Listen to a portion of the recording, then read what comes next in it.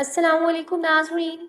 नाज़रीन, drama serial Reza Reza की आने वाली एपिसोड में आप देखने जा रही हैं कि ईसा सवाहत से कहता है कि तुम्हें मैंने इस घर में रहने की इजाज़त सिर्फ अपनी औलाद की खातिर दी है, वरना मैं तो मुकम्मल तौर पर फैसला कर चुका था तुमसे हर ताल्लुक को ख़त्म करने का।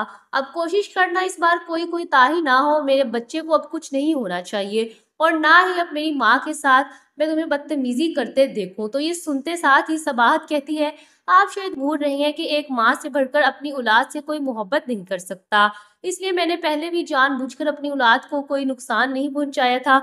ये बात आप माने या ना माने, मगर ये सब आपकी माँ की प्लानिंग थी। ये सुनते साथ ही ईसा नहीं कहता है कि मेरी माँ के बारे में एक लफ्ज भी और नहीं बोलना।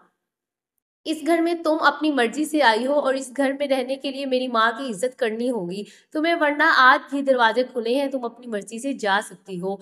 ये सुनते साथ ही सवाहत कहती है कि मैं यहाँ वापस जाने के लिए नहीं आई, मैं आपसे मोहब्बत करती हूँ और मैं इस मोहब्बत की खातिर हर ज्यादती बर्दाश्त करने के लिए तैयार हूँ। कभी ना कभी तो आपके सामने सब सच जरूर आएगा। ये सुनते ही ईसा कहता है कि मेरे सामने हर इंसान की सच्चाई खुलकर आ चुकी है। तुम पर बहुत मान था मुझे, मगर वो मान टूट गया जब पता चला कि तुम घर से जेवर लेकर गई हो। तुम्हें मुझसे ज्यादा मेरी दौलत से मोहब्बत है, मुझे कह दिया होता मैं सब कुछ तुम पर लुटा देता। ये सुनते साथ ही सबाहत कहती है कि ये कौन सा जेवर, क्या कह रही हैं आप? मैं इस घर से कुछ भी नहीं लेकर गई। आप मुझे जानते हैं, मैं लालची नहीं हूँ, मुझे आपकी प्रॉपर्टी या आपकी दौलत से कोई गर्ज नहीं है। ये सुनते साथ ही ईसा कहता है कि मुझे इस बात पर कोई बहस नहीं करनी, वो सब तुम्हारा ही था, मैंने तुम्हें ही दिया था। तुम्हारा जो दिल करे तुम उस जेवर के साथ कर सकती हो, मगर ले जाने से पहले मुझे बता दिया होता तो अच्छा होता। ये सुनते साथ ही सवाहत कहती है कि मैं आपसे कह रही हूँ कि मैं यहाँ से कुछ लेकर नहीं गई और आप भी मुझ पर चोरी का इल्जाम लगा रहे हैं।